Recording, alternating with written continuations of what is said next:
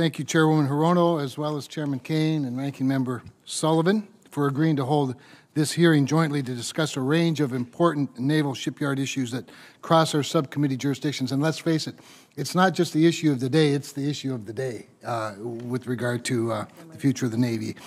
As I think about our naval shipyards, it is striking to me how intertwined, they are with our nation's history. In other words, they're really old.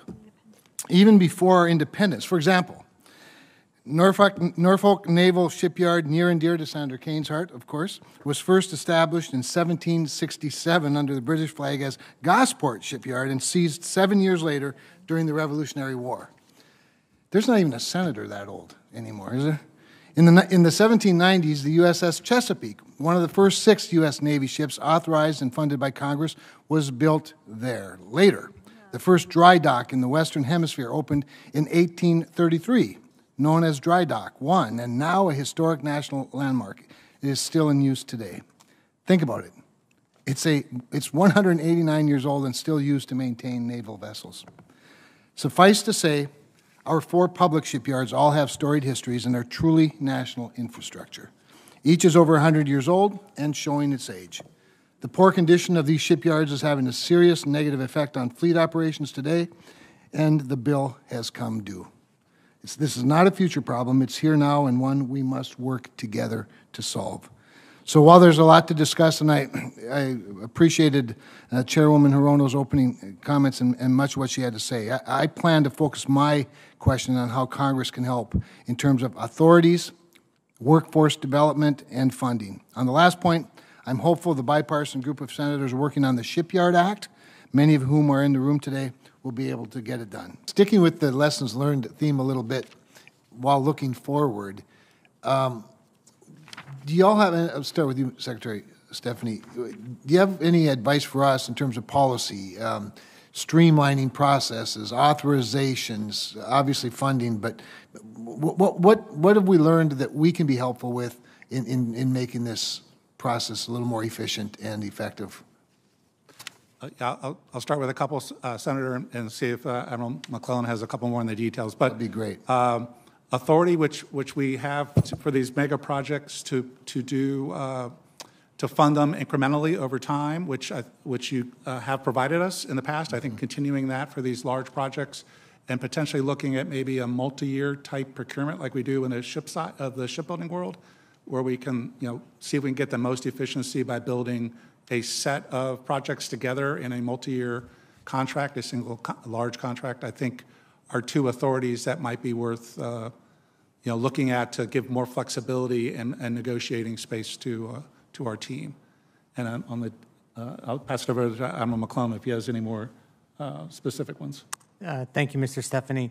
So I would only mention maybe and emphasize what Mr. Stephanie said. Really, the multi-year work relative to repair and maintenance is something we're looking very closely at. These are complex projects, and I sometimes think repair and maintenance could give the impression of less complexity, but really the multi-year relative to that, say a dry dock that we're repairing, and the way then that relates to an operational availability and a current operational availability is absolutely critical. And so our ability to have a flexible approach, multi-year funding certainly is going to help us execute over time, Senator. Thank you for those. Along with all of that, of course, there's another challenge that we're hearing from everybody. I mean, seasonal farm and hospitality workers to surgeons and very sophisticated technology workers and everything in between. We have a workforce challenge in our country right now, particularly in the private sector.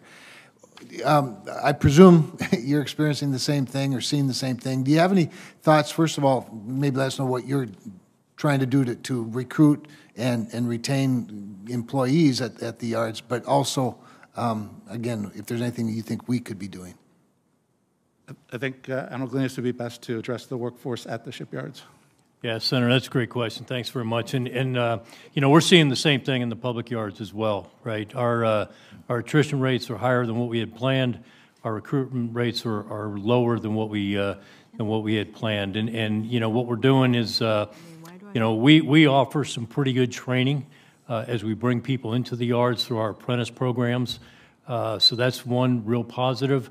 The other thing that we're looking at right now is, we're actually looking at wages and for our entry-level positions, and many times we're competing at a wage that is less than what, some businesses in the local area, for example, whether it be Amazon or even a Starbucks, for example, okay, typically the starting wage for some of our mechanics is in that $14 to $15 an hour, so right about the minimum wage level. And, what we're finding is in some areas where our shipyards are located, Portsmouth and Puget Sound in particular, the going wage is actually higher than that. So we're working, through Navy leadership and with the human resources organizations across the Department of Defense to look at that wage grade that we're paying our folks. Well, I commend you on that, and make sure if we can be helpful, we ought to be. And clearly, when you're competing for talent with Starbucks in the Seattle area, it's a tough competitor, but we ought to have the best that we can get, and we want to certainly help you be competitive.